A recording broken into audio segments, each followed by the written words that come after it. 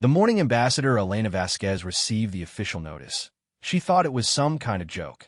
The holographic seal of the Galactic Council floated above her desk in the human embassy on Kepler 442b, its prismatic light casting rainbow patterns across the sterile white walls.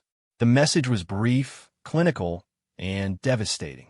By unanimous vote of all 847 member species, humanity is hereby expelled from the Galactic Council and banned from all Council territories. Effective immediately, all human diplomatic missions are to be closed. All trade agreements are terminated.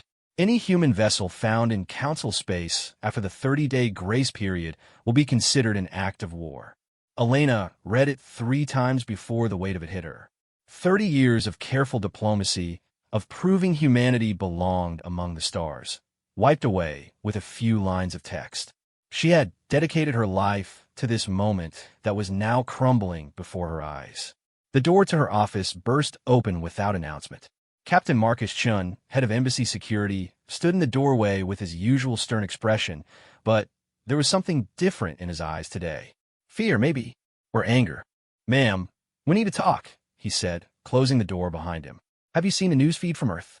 Elena gestured to the hologram, still floating above her desk. "I assume this is connected to whatever's happening back home." Marcus nodded grimly. The Zephyr and Trey Consortium just filed formal complaints with the Council. They're claiming humans violated 17 different treaties in the Tau Ceti system. The Valorians are backing them up, saying we've been too aggressive in our expansion. "That's ridiculous," Elena snapped. "Every human colony was established in unclaimed systems. We followed every protocol." "Doesn't matter now," Marcus replied. "The vote was 847 to 0. Every single species voted against us, even the ones we thought were our allies." Elena felt sick. The Keplerians had been humanity's first real friends in the galaxy. They had similar oxygen-breathing biology and had welcomed human diplomats with something approaching warmth. If even they had voted against humanity, then something was seriously wrong. She pulled up the full Council proceedings on her desktop display. The debate had lasted less than an hour. Speaker after speaker had risen to condemn humanity's reckless expansion and aggressive tendencies. The Zephyrians, with their blue-scaled skin and multiple eyes, had painted a picture of humans as warlike primitives who couldn't be trusted with advanced technology. The most damning testimony came from the ethereal collective, ancient beings of pure energy who rarely involve themselves in council politics. Their representative had simply said, "The humans remind us too much of ourselves in our youth. They will consume everything in their path if left unchecked." Elena had met the ethereal representative before, a shimmering form that spoke in harmonics that human ears could barely perceive. She had thought their conversation had gone well. Apparently, she had been wrong. "There's more," Marcus said quietly. "The Council is demanding we hand over all human-developed technology as part of the expulsion. FDL drives, quantum computers, biomedical advances. Everything. They can't seriously expect us to comply with that. They do. And if we don't, they're threatening to enforce it militarily." Elena looked out the embassy windows at the sprawling city of New Geneva. Keplerians moved through the streets in their characteristic gliding motion, their tall, thin forms swaying like reeds in the wind. Many of them had been friends. She had attended their bonding ceremonies, shared their fermented fruit drinks, learned their complex philosophical debates about the nature of existence. Now they all saw her as a threat. Her personal communicator bust. A message from Earth, Priority 1, encrypted with the highest security protocols.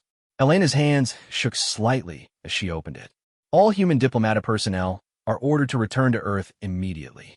Do not attempt to negotiate. Do not make any statements to local media. The President will address the nation in 6 hours." The message was signed by Secretary of State Williams, but Elena noticed something odd about the encryption signature. It wasn't just from the State Department.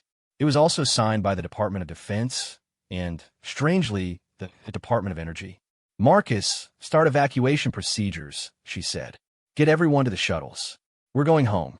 As the embassy staff packed their belongings, Elena stood in her office one last time.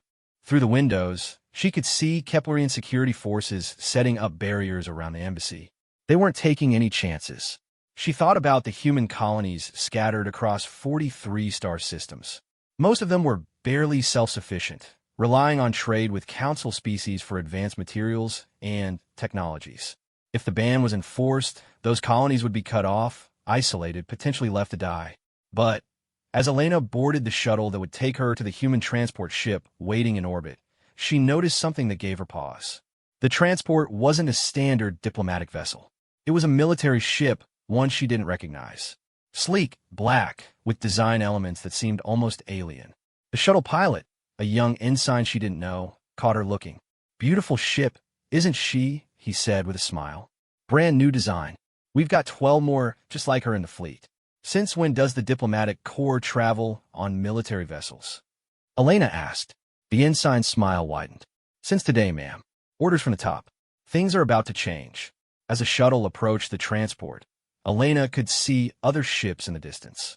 Not council vessels, but human ships she didn't recognize. They were larger than anything humanity had built before, with weapon systems that looked far more advanced than the simple defense platforms she knew Earth possessed. When had humanity built these ships? Where had the technology come from? And why did she, one of humanity's top diplomats, know nothing about them? The docking bay of the transport was massive, easily 3 times larger than any human ship Elena had seen. As she walked down the shuttle ramp, a tall figure approached her. Admiral Sarah Chun, Marcus's older sister, someone Elena had known for years. "Elena," Sarah said, embracing her warmly. "I'm sorry it came to this, but perhaps it's for the best." "Sarah, what's going on? These ships, this technology, when do we build all this?" Admiral Chun smiled, and there was something almost predatory in her expression. "We didn't build it, Elena. We developed it. There's a difference." As the transport ship began its journey back to Earth, Elena found herself in quarters far more luxurious than anything she expected on a military vessel.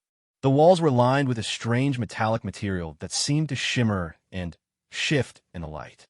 The computer interface responded to her thoughts as much as her voice. She tried to access the ship's database to learn more about these new technologies, but her clearance wasn't high enough.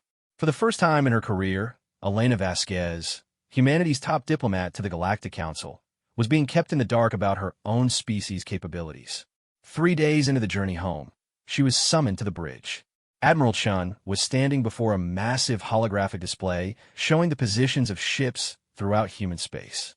There were hundreds of them, all using designs Elena had never seen before. "Where did they all come from?" Elena asked.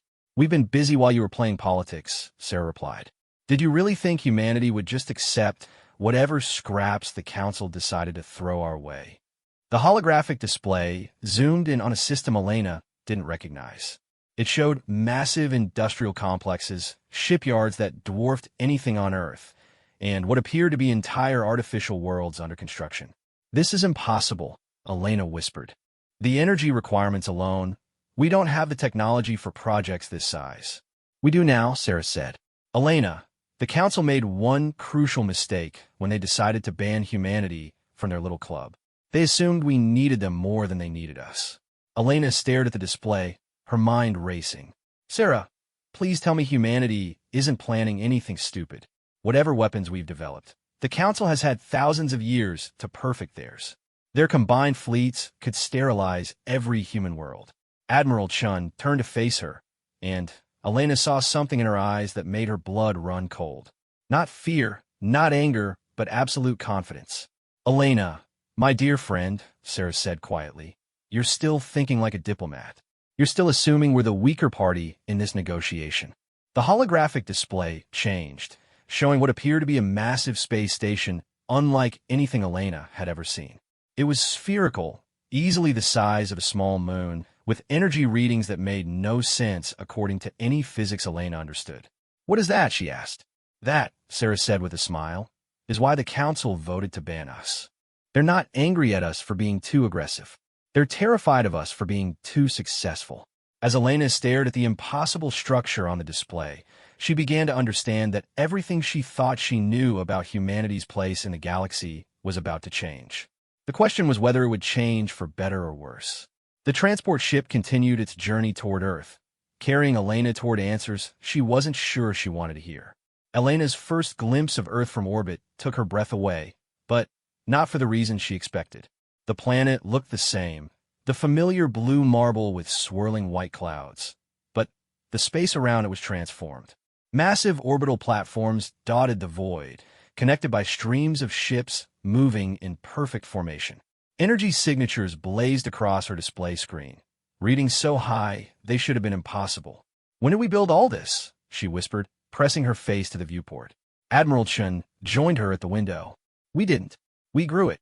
Before Elena could ask what that meant, the transport ship was approached by an escort of 6 vessels, unlike anything in human military history.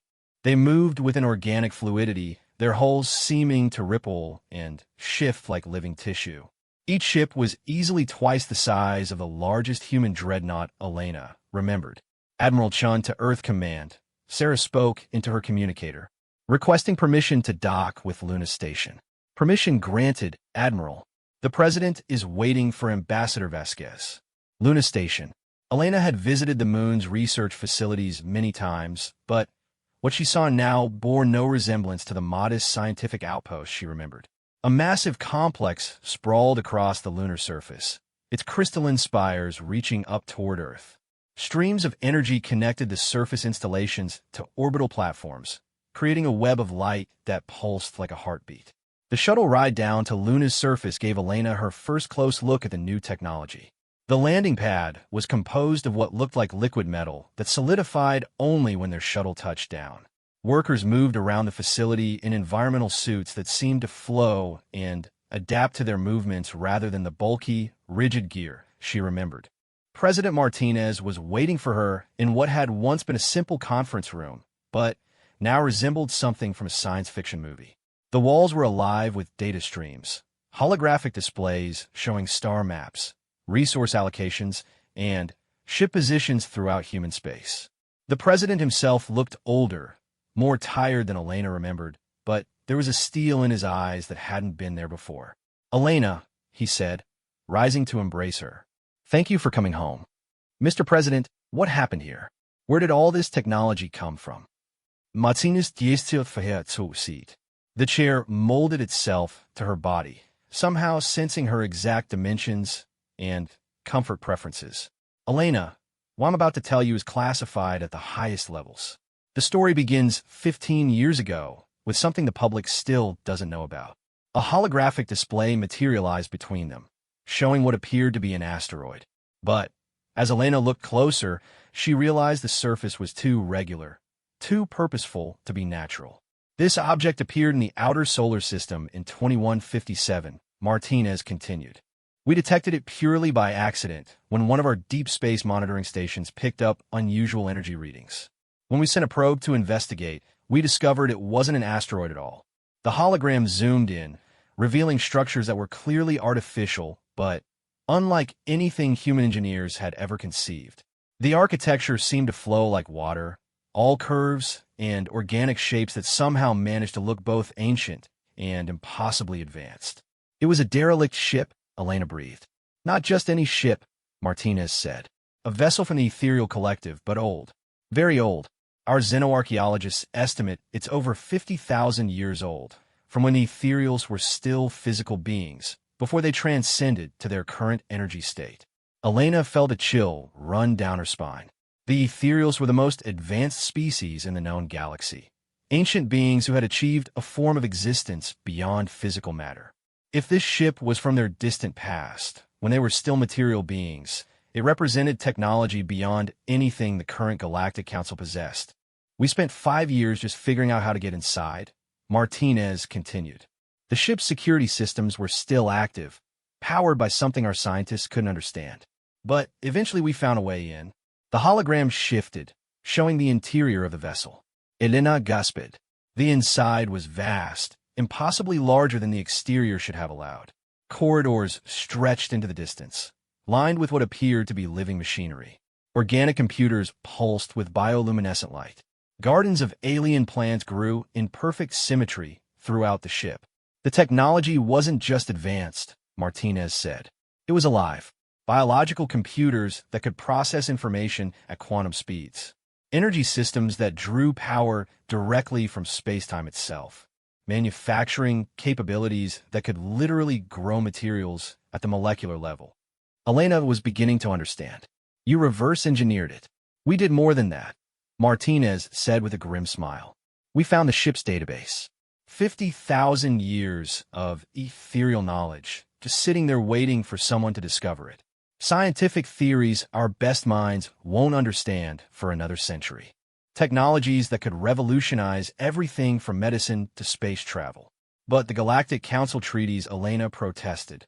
We're required to share any discovered technologies with the Council for evaluation. Are we? Martinez asked. I had our best lawyers review every treaty we signed. Turns out there's a loophole. We're only required to share technologies we develop. This wasn't developed by us. We found it. Elena felt sick. Mr. President, you're talking about circumventing the fundamental principles of galactic cooperation. The Council exists to prevent any one species from gaining too much technological advantage. The Council exists to keep species like us in our place, Martinez replied sharply. Do you know what we discovered in the ethereal database, Elena? Records. Detailed records of the last time a young, aggressive species tried to join the galactic community. The holographic display changed, showing what appeared to be historical documents. Elena couldn't read the flowing script, but the accompanying images were clear enough. A species that looked remarkably similar to humans, standing on the surface of their homeworld. Ships rising into space. First contact with other species. Then, images of war, devastation, entire solar systems reduced to rubble. The Vortakans, Martinez said quietly. They were discovered by the Galactic Council 8,000 years ago. Young, ambitious, eager to prove themselves worthy of membership. Sound familiar? Elena stared at the images. The parallels were uncomfortable. Like humans, the Vortakans appeared to be bipedal, tool-using, highly social creatures. Their early spacecraft designs even bore some resemblance to human vessels. What happened to them? The Council happened, Martinez said bitterly. The Vortakans were given membership, then slowly marginalized. Their colonies were restricted to appropriate systems. Their trade was limited to sustainable levels. Their military was reduced to defensive capabilities. And when they finally protested, when they demanded equal treatment, the Council decided they were too dangerous to be allowed to continue. The final images showed the systematic destruction of Vortakan civilization, not through open warfare, but through economic strangulation, technological sabotage, and, finally, direct military action disguised as peacekeeping operations. The ethereal records are very clear, Martinez continued. The Galactic Council isn't a community of equals. It's a system designed to maintain the dominance of the oldest, most established species. They allow younger races to join only when those species can be safely controlled. Elena felt her worldview cracking. Everything she had worked for, everything she had believed about humanity's place in the galaxy, was built on a lie. So you decided to prepare for war? I decided to prepare for independence, Martinez corrected. Elena, the vote to ban humanity from the Council wasn't spontaneous. It was planned. The Council has been monitoring our expansion for decades, waiting for the right moment to put us back in our box. The Zephyrian trade complaints were just an excuse. The president stood and walked to one of the room's massive windows, looking out at the industrial complexes sprawling across the lunar surface. We had a choice. We could accept our fate like the Vortakans did, or we could use what we learned from the ethereal ship to forge our own path. Elena joined him at the window. Below them, she could see human workers collaborating with what appeared to be sophisticated AI systems, constructing vessels that seemed to grow rather than be assembled. The technology was beautiful and terrifying in equal measure. How many people know about this? She asked. At the highest levels? Maybe 1,000. The general public knows we've made some technological advances, but they don't know the source. We've been careful to introduce new technologies gradually, making them seem like natural developments of human science. Elena watched as a ship the size of a city block emerged from what looked like a massive organic pod, its hull glistening like it had just been born. Mr. President, what are you planning to do with all this? Martinez turned to face her, and she saw something in his expression that made her stomach clench.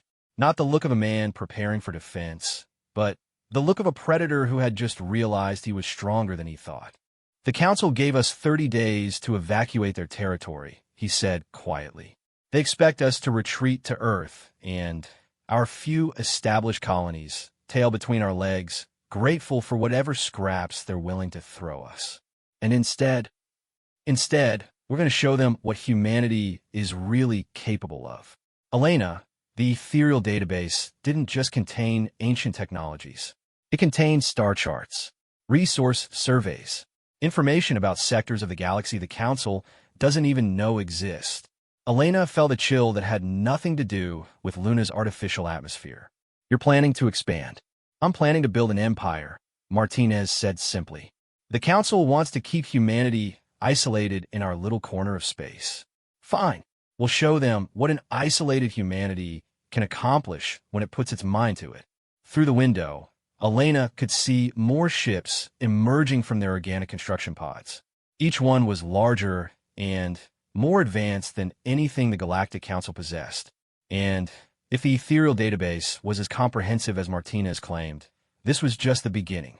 Elena realized she was witnessing the birth of something unprecedented in galactic history, a species that had been rejected by the established order and chosen to create its own. The question was whether the galaxy was ready for an independent, technologically advanced humanity that owed allegiance to no one but itself. Looking at the growing fleet outside the window, Elena suspected the answer was no. 6 months after the Council's ban, Elena stood on the observation deck of the HSS Prometheus, humanity's first true exploration vessel built with ethereal technology. The ship was alive in ways that still made her uncomfortable. Corridors that rearranged themselves based on crew needs. Hull plating that could repair itself from molecular damage. A computer core that seemed to anticipate questions before they were asked. But it was effective, terrifyingly effective. Approaching the target system, announced Captain Lisa Park, a young officer who had adapted to the new technology with disturbing ease. Sensors are picking up the expected signatures.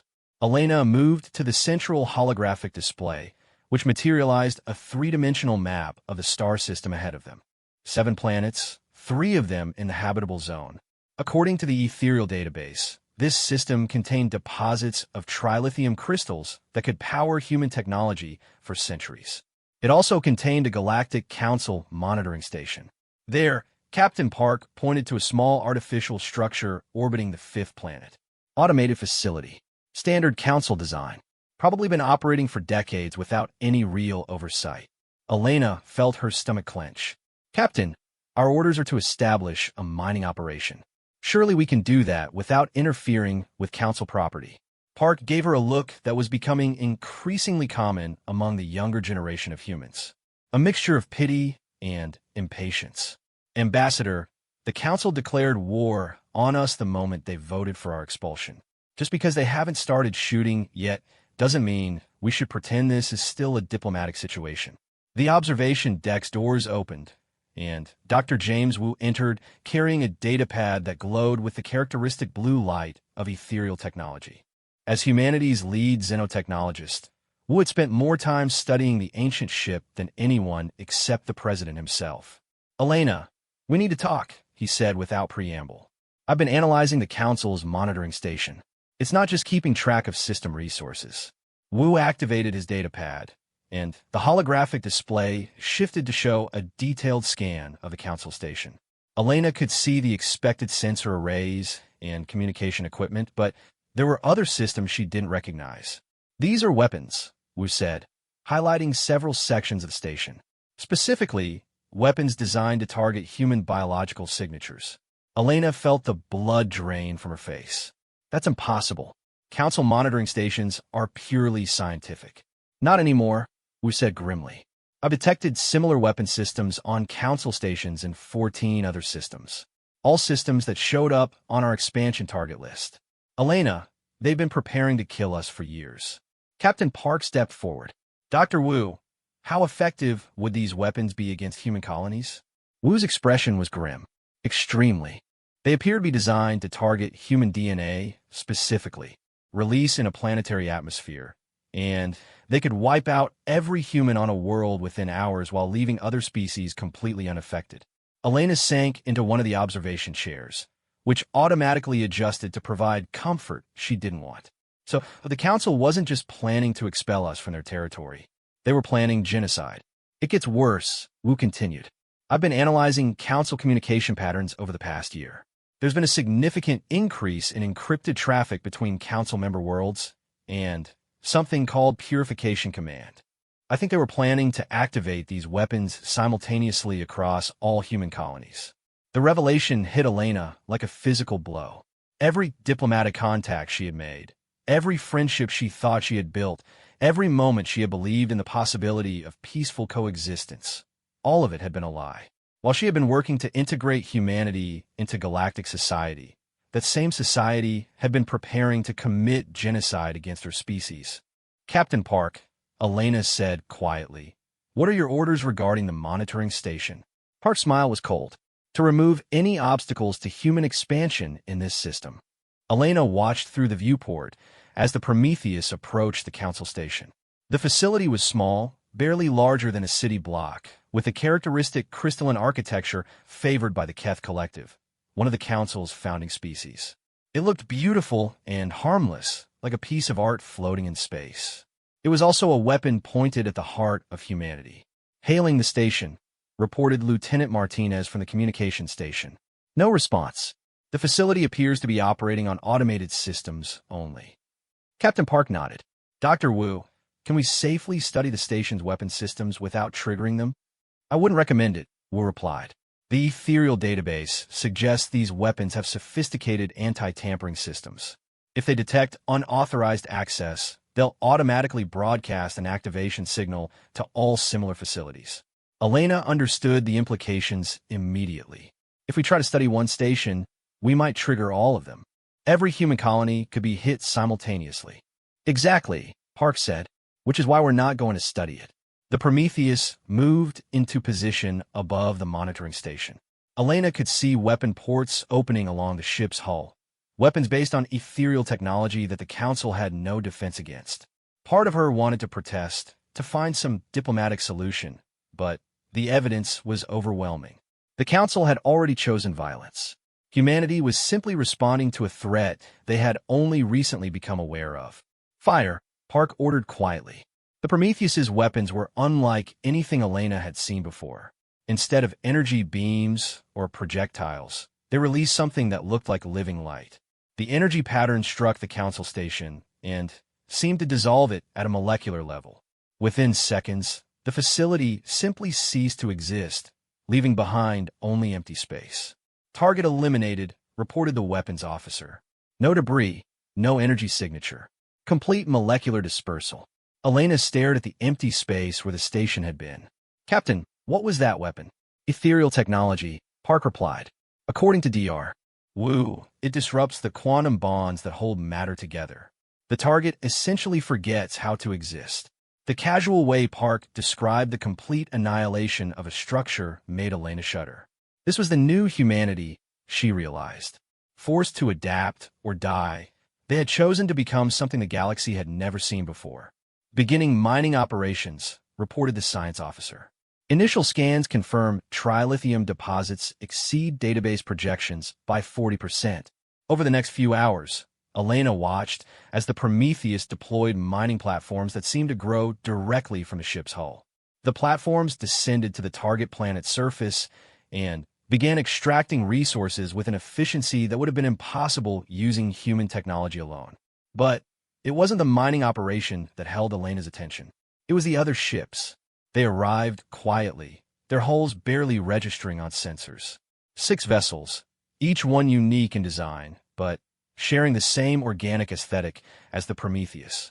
Elena realized she was looking at humanity's new fleet, not the ships they announced publicly, but the real tools of expansion. Captain, how many ships like this does humanity have? Elena asked. Park consulted her datapad. Currently operational? About 200. Under construction? Another 500. Dr. Wu's team has been busy reverse engineering ethereal manufacturing techniques. The numbers were staggering. In less than a year, Humanity had built a fleet larger than most council member species possessed. And, unlike council ships, which were built using conventional technology, human vessels incorporated advances that shouldn't have been possible for a species their age. Elena, Dr. Wu said, approaching her with another data pad. I need to show you something else. It's about the ethereal ship we found. The holographic display changed, showing the massive derelict vessel that had started humanity's transformation. But the image was different from what Elena remembered. Where before the ship had appeared dead, dark, now it pulsed with faint energy signatures. It's not dead, Wu said quietly. We thought it was a derelict, but it was just sleeping. When we accessed its database, we accidentally triggered some kind of awakening protocol. Elena felt a chill run down her spine. What do you mean, awakening? The ship has been trying to communicate with us, Wu explained. The AI system, or whatever passes for consciousness in ethereal technology, has been learning about humanity through our interactions with its database. And, Elena, it approves. The implications hit Elena immediately. You're saying we haven't just been reverse engineering ethereal technology. We've been making contact with an actual ethereal intelligence. That's exactly what I'm saying, Wu confirmed. The entity calls itself something that translates roughly to the gardener. It claims to be one of the last ethereal minds that chose to remain in physical form. It's been waiting for 50,000 years for a species worthy of inheriting ethereal knowledge. Elena stared at the pulsing ship on the display. And it thinks humanity is worthy? Wu nodded grimly. More than worthy. According to the gardener, humanity reminds it of the ethereals themselves before their transcendence. Aggressive, curious, unwilling to accept limitations imposed by others. Captain, Elena said urgently, does the president know about this? Park nodded. The gardener has been advising our expansion strategy. It's the one who identified the systems with council weapon platforms. It's also the one who suggested we prioritize resource acquisition over territorial conquest. Elena realized that humanity's transformation was even more dramatic than she had thought. They weren't just using ancient technology. They were being guided by an intelligence that had watched the rise and fall of galactic civilizations for thousands of generations. What does the gardener want in return? Elena asked. Wu smiled, but there was something unsettling in his expression. Nothing, according to it. The gardener says it's simply fulfilling its purpose. The ethereals built it to ensure their knowledge would survive and eventually be passed on to a worthy successor species. Elena looked out at the mining platforms, at the growing fleet of impossible ships, at the evidence of humanity's rapid ascension to galactic power. And the gardener considers us the successors to the ethereals? Yes, Wu said simply. Which means, according to the gardener, humanity isn't just building an empire. We're fulfilling our destiny as the galaxy's new dominant species. Elena felt the weight of that statement settle over her like a shroud. Humanity hadn't just been rejected by the galactic community. They had been chosen by something far older and more powerful to replace it. The question was whether the galaxy would accept its new masters peacefully or if humanity would have to take its place by force. 2 years after humanity's expulsion from the Galactic Council, Elena found herself standing in a place that shouldn't have existed. The command center of New Geneva Station hung in space at the edge of what was once empty void, now the capital of humanity's rapidly expanding domain.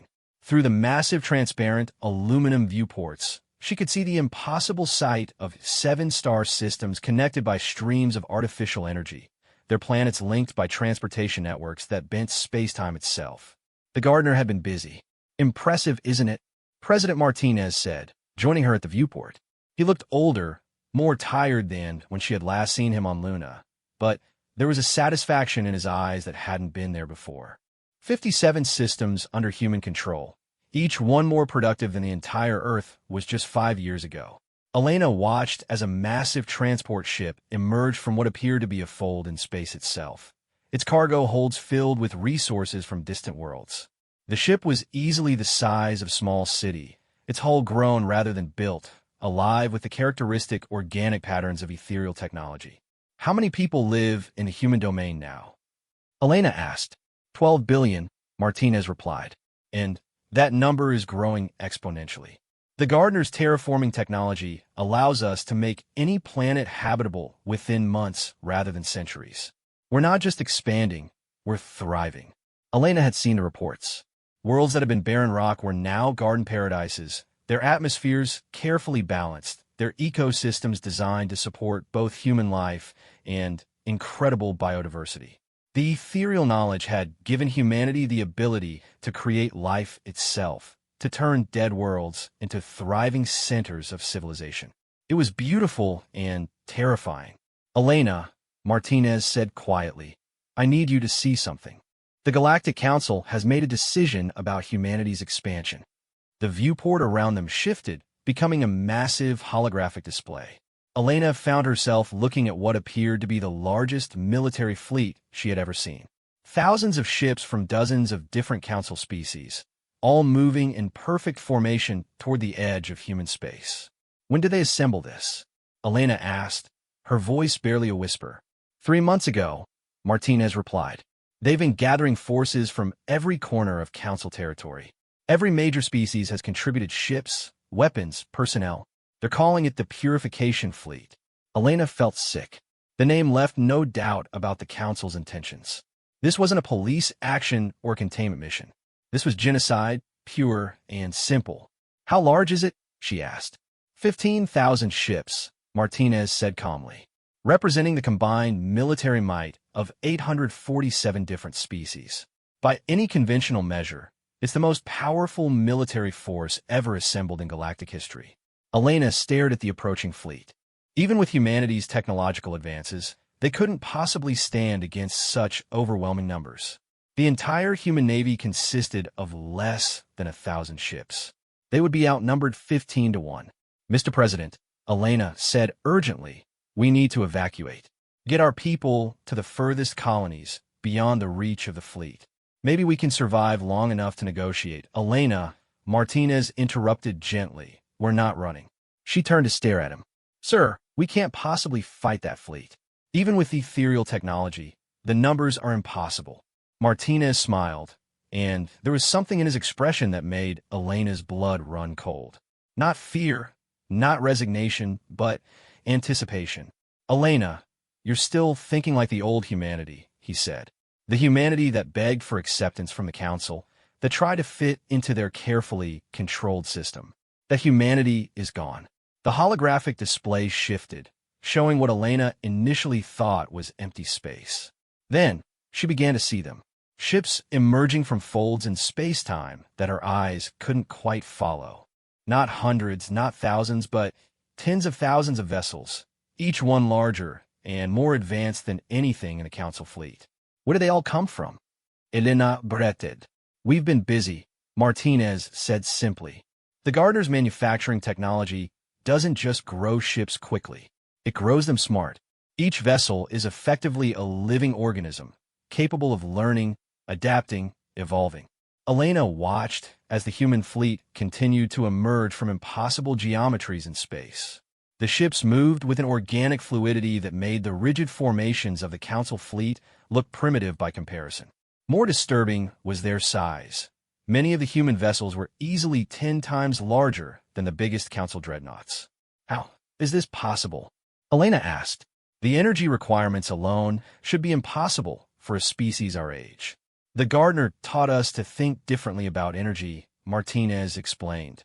Instead of burning resources to power our civilization, we learned to cultivate them.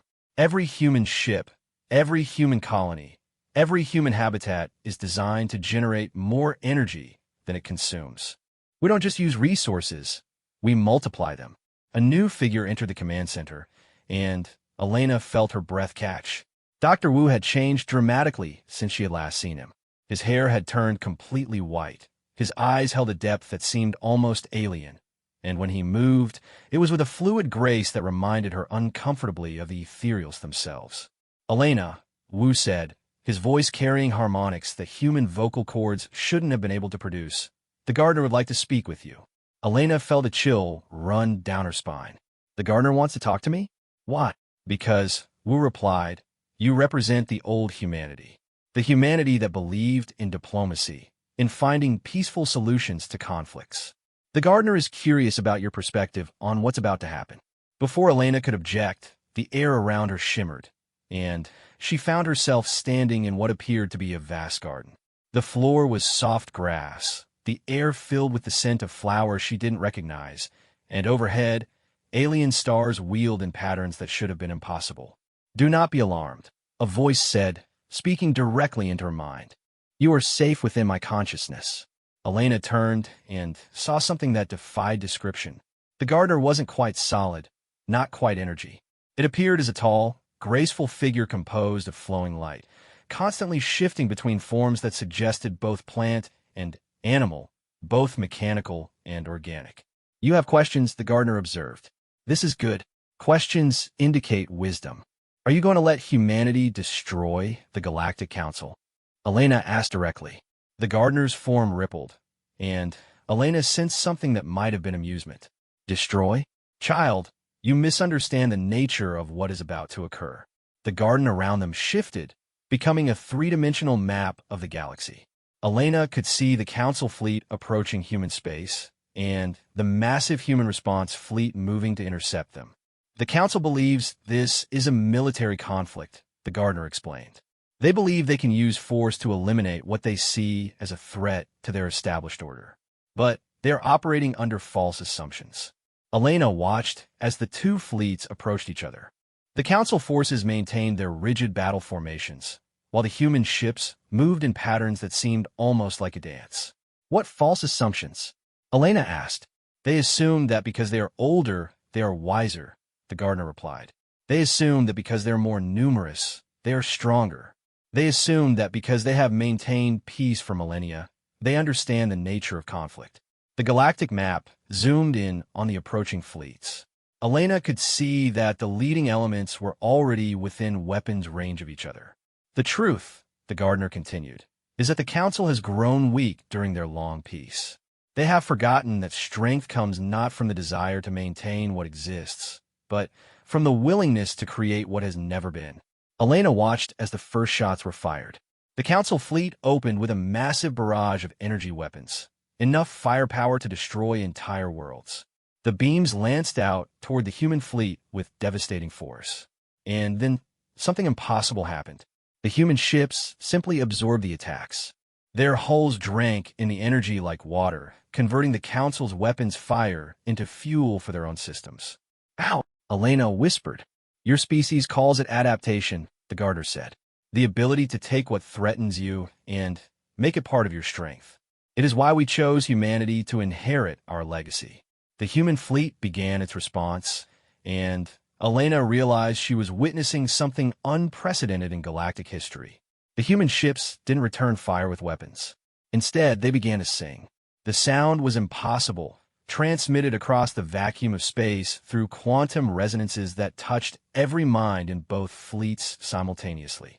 It was beautiful and terrible, a harmony that spoke of the loneliness of Earth before first contact, the hope of joining the galactic community, the betrayal of rejection, and the determination to build something better. Elena watched in amazement as the Council fleet began to slow, then stop entirely. Ship after ship powered down their weapons, their crews overwhelmed by the emotional weight of the human song. "They're not attacking," Elena breathed. "Would you attack someone whose pain you truly understood?" The gardener asked. "Your people are not destroying the Council fleet, Elena. They're teaching them what humanity has learned, that true strength comes from the willingness to transform rather than simply endure." Elena watched as human ships began approaching the Council vessels. But instead of boarding them or demanding surrender, the humans began transmitting something else. Technical specifications, scientific data, medical advances, all of the innovations humanity had developed through their partnership with the gardener. "You're sharing the technology?" Elena asked, stunned. "Your president and I discussed this extensively," the gardener replied. "Genocide is the tool of the weak, the last resort of those who cannot imagine a better solution. Humanity has learned to do better." Elena could see the Council fleet beginning to transform. Ships that had been weapons of war were being converted to vessels of exploration and construction. Crews that had come to commit genocide were learning about technologies that could eliminate scarcity and suffering throughout the galaxy. The old Galactic Council is indeed ending, the gardener said, but it is being replaced by something better. A true galactic community based not on the dominance of the oldest species, but on the collaboration of all species willing to grow. Elena felt tears streaming down her face. And if they refuse to change, then they will be left behind, the gardener said simply. But not destroyed. Never destroyed. Even the most rigid mind can eventually learn to bend rather than break. The garden around them faded, and Elena found herself back in the command center of New Geneva Station. Through the viewport, she could see the two fleets merging into a single, massive formation. Council ships and human ships flying side by side, their crews working together to plan the transformation of galactic civilization. Elena, President Martinez said quietly, "How would you like to be humanity's first ambassador to the new galactic community?" Elena watched as impossible ships worked together to build something the galaxy had never seen. A truly cooperative interstellar civilization based on growth rather than control, on adaptation rather than stagnation. For the first time since humanity's expulsion from the Council, Elena smiled. "I thought you'd never ask." 10 years after the transformation of the galaxy, Elena stood in the Grand Assembly Hall of the new galactic community, a structure that defied every law of physics she had learned in her youth. The building existed simultaneously in 17 different star systems, its quantum-entangled architecture allowing representatives from across the galaxy to meet face-to-face despite being separated by thousands of light years.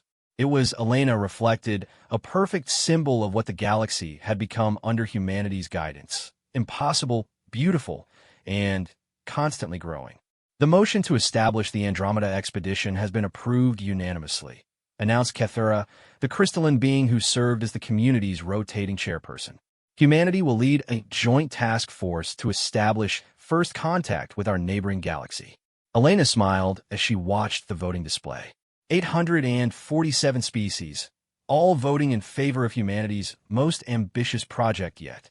The same species who had voted unanimously to expel humanity from the old council now entrusted them with the most important mission in galactic history. How things had changed. After the session ended, Elena found herself walking through the Memory Gardens, a vast park that existed in the quantum space between star systems. Here, living monuments told the story of the galaxy's transformation. Towering trees that sang the songs of species who had joined the community. Flowing streams that carried the genetic patterns of extinct civilizations, carefully preserved and slowly being restored to life. Ambassador Vasquez, a familiar voice called. Elena turned to see Dr. Wu approaching, though he now looked more like an ethereal than a human. His transformation had continued over the years, his body adapting to better interface with the advanced technologies humanity had spread throughout the galaxy. Or should I say, Director Wu? He had recently been appointed to lead the community's Department of Impossible Sciences, a position that would have been considered fictional just a decade earlier. Wu smiled, his eyes now glowing with the soft bioluminescence common to those who had undergone extensive technological integration. "Actually, I have a new title as of today. The gardener has asked me to serve as the first human ethereal liaison." Elena raised her eyebrows. "The gardener is making it official?" "More than that," Wu said excitedly. "Elena, the ethereals are coming back." Elena felt her heart skip a beat. "What do you mean, coming back?" Wu gestured toward a secluded grove, and they walked deeper into the gardens. "The gardener explained it to me yesterday. When ethereals transcended physical existence 50,000 years ago, they didn't disappear. They became something beyond matter and energy, beings of pure consciousness existing in higher dimensions. They reached a clearing where a small pond reflected stars from 17 different skies. Wu sat on one of the biomechanical benches that grew from the ground at their approach. The gardener was their final gift to the physical universe, Wu continued. A test to see if any younger species could prove worthy of inheriting their knowledge and continuing their work. Elena sank onto the bench beside him, and humanity passed the test. "We did more than pass it," Wu said with a grin. "Elena, the ethereals have been watching the galaxy's transformation over the past decade. They're impressed. So impressed that they've decided to return to physical form." Elena stared at him. The most advanced beings in galactic history are coming back because they like what humanity has accomplished. That's exactly what they're doing, Wu confirmed. According to the gardener, the ethereals have learned something from watching humanity work with other species. They realized that transcendence isn't about leaving the physical universe behind. It's about transforming it into something worthy of transcendent beings. Elena looked around at the impossible gardens, at the living art that grew from every surface, at the streams of light that carried messages between distant worlds. Humanity had indeed transformed the galaxy, but not through conquest or domination. They had done it by showing other species what was possible when limitations were seen as challenges rather than barriers. So what happens now? Elena asked. Now, Wu said, humanity gets to meet its makers. Not the gardener, but the actual ethereals who created it. And they want to work with us to prepare for the next phase of galactic evolution. Elena felt a mixture of excitement and terror. What's the next phase? Wu's expression grew serious. Elena, the galaxy we live in is just one of billions. The ethereals have been exploring the larger universe for 50 millennia, and they've discovered something remarkable. Consciousness isn't unique to our galaxy. Intelligence has evolved in millions of different cosmic communities, each one developing its own solutions to the challenges of existence. Elena began to understand the implications. You're talking about contact with other galactic civilizations. I'm talking about something much bigger than that, Wu said. Elena, the ethereals want humanity to help them build a bridge between galaxies, not just for trade or communication, but for the sharing of consciousness itself. They want to create a universe-spanning network of intelligence that can solve problems we can't even imagine yet. Elena stood and walked to the edge of the pond, looking down at the reflected stars. Each point of light represented a world where species that had once feared or hated each other now worked together to build something greater than themselves. Wu, she said quietly. Are we ready for something like that? 10 years ago, we couldn't even get along with the species in our own galaxy. 10 years ago, we were trying to fit into someone else's vision of civilization, Wu replied. Now we're building our own. And, Elena, the universe has noticed. A soft chime echoed through the gardens, and Elena looked up to see a familiar figure materializing in the air above the pond. The gardener appeared in its full glory, no longer hiding within human consciousness, but manifesting directly in the physical world. Elena Vasquez, the gardener said, its voice carrying the harmony of 1,000 different species. You have served admirably as humanity's first ambassador to the new galactic order. But greater challenges await. Elena bowed respectfully. Over the years, she had grown comfortable with the gardener's presence, but she never forgot that she was speaking with a being whose knowledge spanned geological ages. What challenges? She asked. The gardener gestured, and the air above the pond shimmered with images Elena couldn't quite process. Galaxies spinning in cosmic dance, networks of light connecting distant star clusters, beings of impossible beauty working together to reshape reality itself. The universe is vast beyond human comprehension, the gardener said, and it is dying. Elena felt a chill that had nothing to do with the garden's climate. Dying how? Entropy, the gardener replied simply. The natural progression toward chaos and dissolution. In 50 billion years, the stars will burn out, the galaxies will drift apart, and consciousness will face extinction unless something is done. Elena stared at the cosmic visions above the pond. You're talking about saving the entire universe. We are talking about transforming it, the gardener corrected. Just as humanity transformed the galactic community, consciousness itself must transform the universe. This is the ultimate purpose of intelligence, not merely to survive, but to ensure that beauty, wonder, and growth can continue forever. Wu joined them at the pond's edge. Elena, the ethereals have been working on this problem for millennia. They've made contact with galactic civilizations in other cosmic regions, species that have evolved solutions to challenges we haven't even encountered yet. And they want humanity to help coordinate this effort. Elena asked. They want humanity to lead it, the gardener said. Your species has demonstrated a unique ability to bring together disparate intelligences and inspire them to transcend their limitations. This gift will be essential for the work ahead. Elena looked up at the cosmic visions above the pond. Entire galaxies being transformed into vast thinking machines. Consciousness itself becoming a fundamental force of physics. Reality being reshaped at levels that made galactic engineering look simple. "When do we start?" she asked. The gardener's form pulsed with what Elena had learned to recognize as approval. "The first ethereal ambassadors will arrive next week. They will work with human leaders to establish the Universal Consciousness Project. You, Elena Vasquez, have been chosen to serve as the first human universal liaison." Elena felt the weight of the appointment settling on her shoulders. 10 years ago, she had been a simple diplomat trying to keep humanity from being expelled from a small galactic council. Now she was being asked to help coordinate the transformation of reality itself. "Will we succeed?" she asked. The gardener's form shifted, and, for a moment, Elena saw something that might have been a smile. "Unknown outcomes are what make existence interesting. But I have observed your species for a decade, Elena Vasquez. Humanity does not accept limitations. You transform them into opportunities." As the gardener faded from view, Elena stood with Wu beside the impossible pond, looking up at stars that were no longer distant points of light, but neighboring communities in a vast cosmic collaboration. "Wu," she said finally, "remind me to update my resume. I have a feeling I'm going to need it." Wu laughed, the sound carrying harmonics that reflected his growing connection to technologies beyond human understanding. "Elena, I don't think the universe has a form for what you're about to become." Elena smiled as she watched new constellations being born in the quantum space above them.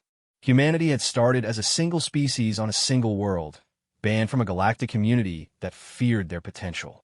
Now, they were about to help reshape the universe itself. It had been, Elena reflected, quite a journey. And, according to the gardener, it was just the beginning.